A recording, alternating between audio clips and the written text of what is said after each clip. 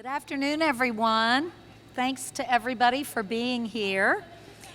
And it's really, really nice to be able to greet Marlene Helm, our acting superintendent, in person. We have both been fighting this pandemic since last year without ever being in the same room together. Marlene, thank you for all you do, all you have done, and all you will do to keep our children safe. You have loads of experience in education, and I have probably loads of experience in government, but neither one of us had any experience with a global pandemic until now. Our community has gotten through this pandemic by relying on partnerships. And we're here today to talk about a partnership the city has formed with Fayette County Public Schools and Wild Health. All these wonderful people in the green scrubs, right? To provide vaccinations to high school students age 16 and over, their families, and school staff. We have nearly 1,000 people signed up for vaccinations at our 6 high schools, and I think that is fantastic. While we've got the opportunity to be with all of these young people, we thought they might also be interested in investigating some summer job opportunities.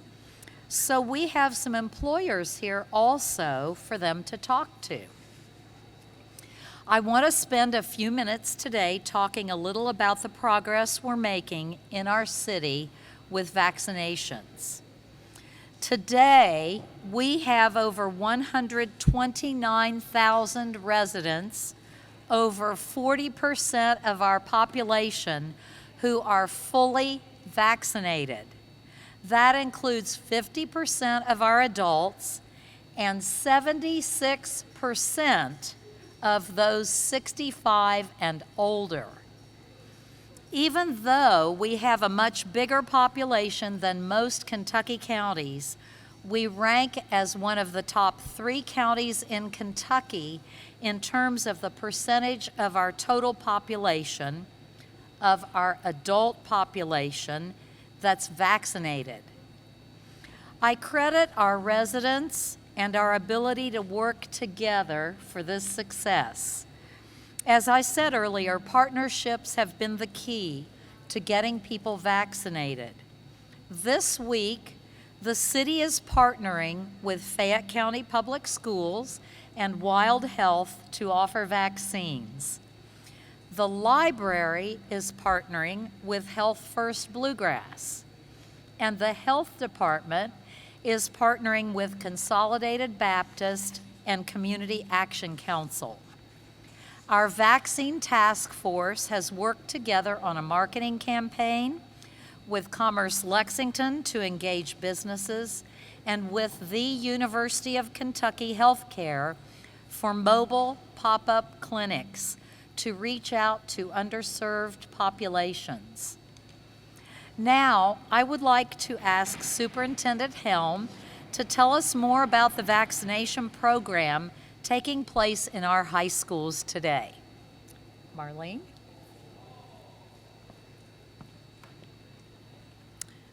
Good afternoon, and thank you so much, Mayor Gorton, for your support and for your comments and for all of you for being here today.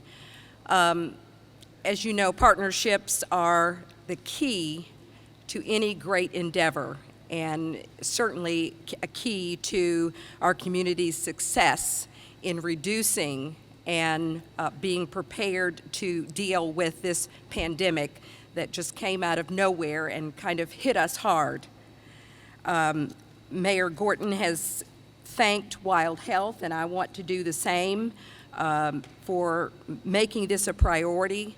Certainly want to give thanks to her office, Susan Straub, and others in her office for reaching out to us and inviting us to the table for this important endeavor. Want to thank Betsy Raines, who is the principal of this wonderful high school, and her administrative team, and for those that have worked with me since December as we have tried to come up with a way to return our students to school. Our COVID core team, or CCT as they're fondly known, worked all weekend to help put this together, reaching out, making sure that there were volunteers, because what we didn't want to happen was we didn't want to pull the school staff away from their work today. And so we have brought in volunteers from central office to help with parking and manning the lines and giving information and doing all of the other things that are important. As you know, we've come a long way. We walked out of our respective buildings on Friday, March 13th, 2020. That should have told us something. Friday, March 13th. And with just a few short weeks, we were not back in person for almost a year. We returned our first cohort of students back to in-person based on their family's preference in late February. We had all of our students back on campus the Monday following spring break. So everyone whose families chose in person are back in their schools. You know, I remember having a conversation with our former superintendent, whom we lost in December, and we were talking about writing a book or a pamphlet about what it's like to be a superintendent. And I told him back then, I think it was in October, I said, Manny, you know, if we had started writing this, you know, we would not have ever thought to include a chapter on a pandemic. And so we talked about, okay, so now our book is going to have to include a chapter on challenges unforeseen, unknown, unthinkable. We're not going to get to write that book, but we certainly want to give honor to him for leading our district, up until December, and making sure that our students and staff had the materials and the tools that they needed in order to do school in a different modality. So let me just remind you that throughout the pandemic, we continued to educate all 42,000 of our wonderful students. We distributed over 40,000 Chromebooks. We're going to try to clean and repair those 40,000 Chromebooks this summer. We provided over 2,500 hotspots for students and families that did not have adequate access to the internet. And our tech help desk took over 90,000 calls trying to help. Think about it. There were some families that had never been on a platform where they were actually learning or having school. We provided 2.6 million meals for students weekly. We provided goods for families. If they reached out and said there was something they were needing, we provided that as well. During the pandemic, we conducted 36,000 plus home visits, making sure that students who had somehow disengaged, we got out there and tried to get them re-engaged. Students who were indicating that maybe they were in some kind of distress, we reached out to provide the support that they typically would get at school. We reached out to try to make sure that they were still connected to us. Our employees, we certainly have got to give a lot of credit to our employees who just reached deep. They reached deep. They were creative, they were resourceful, they were determined that this pandemic was not going to win. They made sure that students got the lessons that they needed and the connections that was so important to students. The clinic that we're having today, this morning we were at Henry Clay, Lafayette, and Bryan Station. Wonderful turnout. This afternoon, we're here at Paul Lawrence Dunbar, but there are clinics also being held at Frederick Douglass High School and also Tates Creek High School. The clinic is going to offer the Pfizer vaccine, and they will have 2 doses. And the reason that it was so important for us to work with Wild Health this weekend was to ensure that we will be able to offer the 2nd dose before the end of the school year. So school ends in mid-May, May 18th. We'll be able to offer that 2nd dose before students go home for the summer. Although we want them to come back for summer school, that's another press conference. Again, we're going to be able to offer graduations this year. Our students are going to be able to have their proms. We're not back to where we want to be, but oh my goodness, what a difference a year can make. So I just want to close with a story that was shared just this morning. At Lafayette High School, there are 3 generations of a family, the Creech family. They received their COVID-19 vaccinations today. Aaron is a junior at Lafayette, and he lives with his brother, father, and grandmother just 2 blocks away from the school. Due to concerns about the pandemic, Aaron's grandmother has not left the Creech home in more than a year. But today, along with her son and 2 grandsons, she came to Lafayette to receive her first dose of the COVID vaccine. So she was just down the street from Lafayette. If we had not offered the clinic at Lafayette, who knows how many weeks before she would have been able to come out and receive her vaccine. We are unifying and unified as a district and as a community. And Mayor Gorton certainly leads us by example. She leads us well. And we are so appreciative of her efforts and her support, and we thank her just immensely. So we can all do our part. We want to make sure that we end the school year with all of our students that want to be in class, and these vaccines certainly will go a long, long way. I am so proud of this community, and I am extremely proud of the FCPS family. Thank you so much. Very nice. Thank you so much.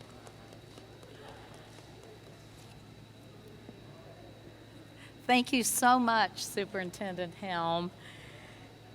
Now we'll take questions, and after that, we have some students here who have volunteered to get their vaccinations during our news conference. And so I just want to say, don't worry, it doesn't hurt a bit, right? So let's have some questions. And again, I want to say thanks to Wild Health, in particular Luke Murray, who serves on our vaccine task force and has been such a fantastic partner in all of this vaccination effort. So now we're ready for questions. So we don't know who they're for, right? Yes, ma'am.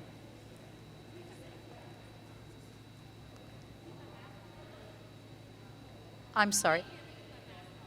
No.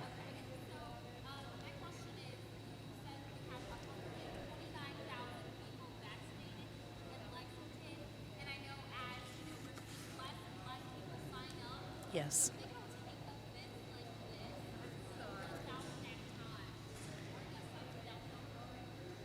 So the question is, we already have 129,000 people vaccinated, and it's taken us 4 months to do that.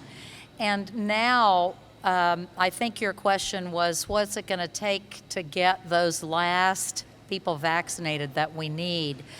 We are looking at as many creative ideas as we can to get this vaccine to people who need it, because a lot of the people now who haven't been vaccinated are people who are hesitant for one reason or another.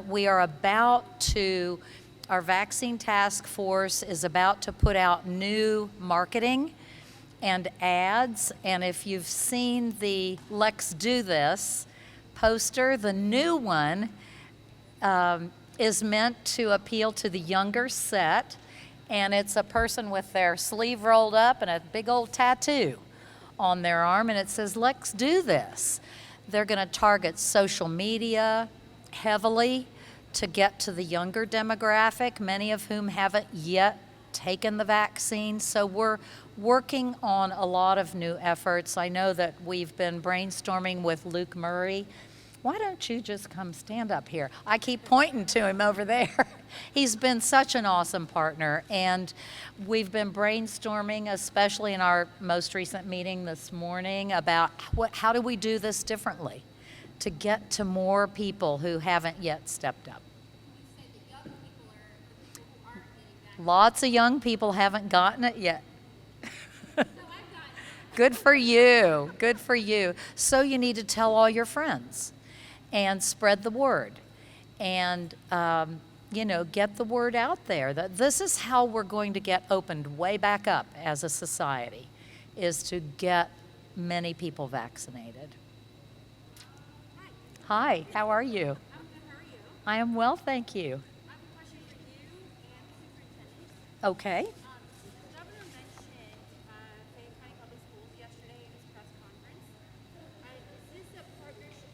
The mayor, this is a question for you first, and then the superintendent. The governor mentioned Fayette County Public Schools at the pop-up site yesterday in his press conference.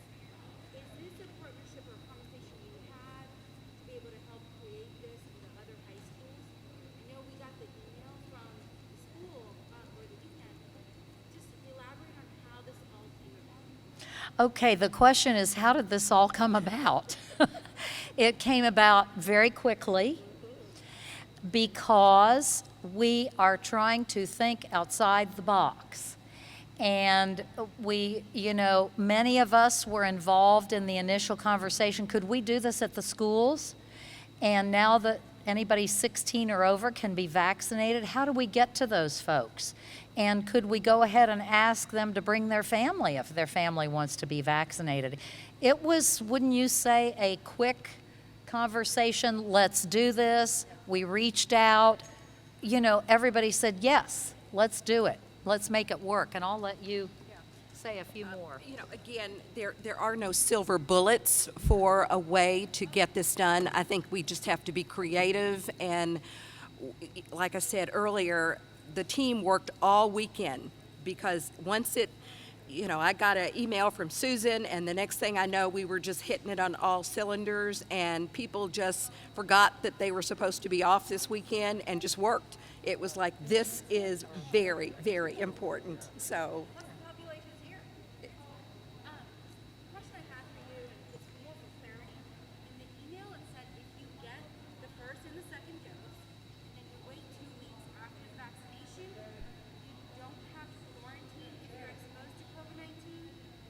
Can you help me understand the thought process behind that? I'll let the medical professional talk about Murray. Hi, folks. My name is Dr. Luke Murray. I'm a board-certified family medicine physician that was just being a family doctor about a year ago, and then got a new job as the director of COVID for Wild Health. So I didn't see the specific wording, but one of the things that we are trying to make sure to clarify to all of our patients is that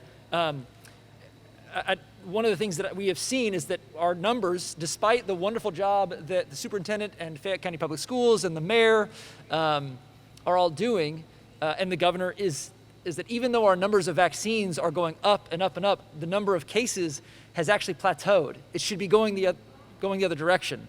I think last week or a couple weeks ago we had a 25% increase, and then I think the week after that it was even worse. So we talked about this concerning fourth wave. So the thing that we want to communicate to folks, and you'll see it right here, as a matter of fact, it's part of our partnership with the University of Kentucky, is that we're telling folks, whether they're students or they're much, much older than your average high school student, that just because you're getting vaccinated today does not mean you can throw your mask away. It does not mean you can stop social distancing. It does not mean you can stop washing your hands for a couple of reasons. One of them is we want to set a good example for those that have not been vaccinated. But the other one is very, very scientific. We are offering the Pfizer vaccine today, which is 95% effective. That's what Pfizer tells you, and it's true. However, that 95% number is only relevant once it has been 2 weeks after their second vaccine. So what you will see on the tables here today is a little printer. That printer is to print a label to give them a COVID test. So folks will be getting vaccinated, and thanks to our partnership with the University of Kentucky, they will be getting tested. As many of you know that have had the vaccine, you don't often feel great the next day.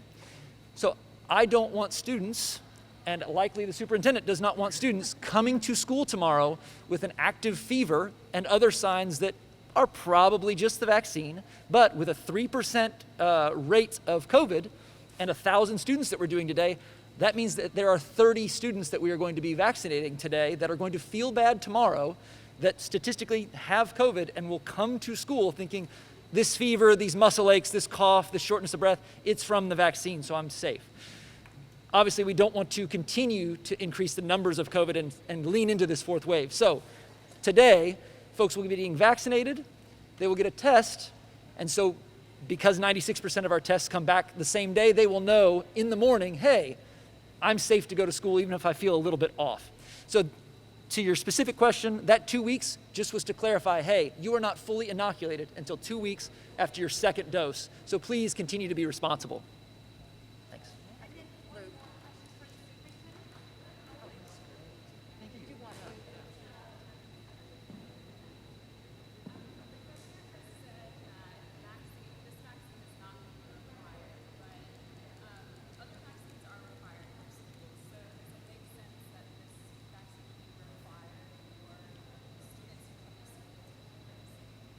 I think the question is, will this vaccine ever be required to come to school? And as you all know, it's still not 100% approved by the FDA, right?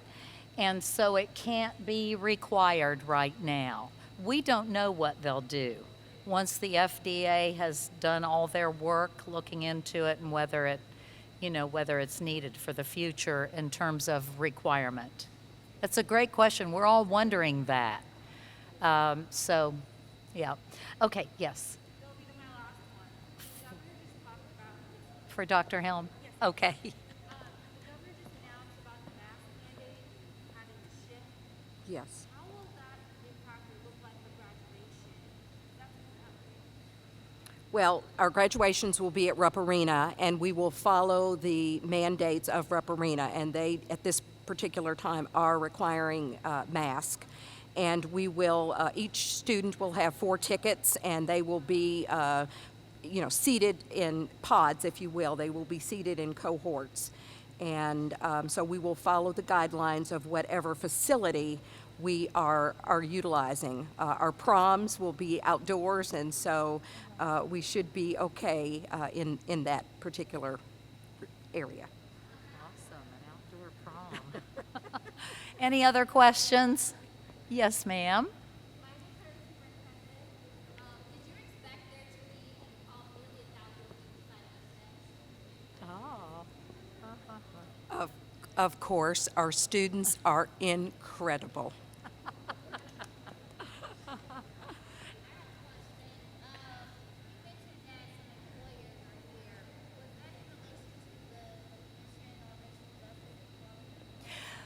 Well, it really, the question is about the employers who are here, and it really was kind of like it's an opportunity. These are students, many of whom, these are 16 and over. So these are students who will be looking for summer jobs. They'll be looking in the future for jobs. And we said, this is a great opportunity to just ask some employers to be here so that students can talk to them about what jobs they might have. It really was more of an opportunity that we saw immediately to put some more people here with other information. Yes, hi, how are you?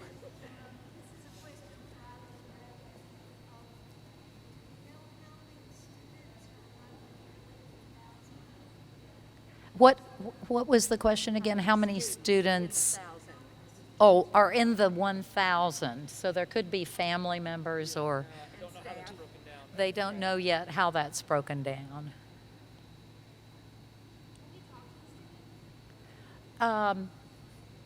Superintendent, can the media talk to the students? No. You could film them. You can, she said you can film them, but no talking. Any other questions? Josh, Superintendent. Okay. I just couldn't hear you.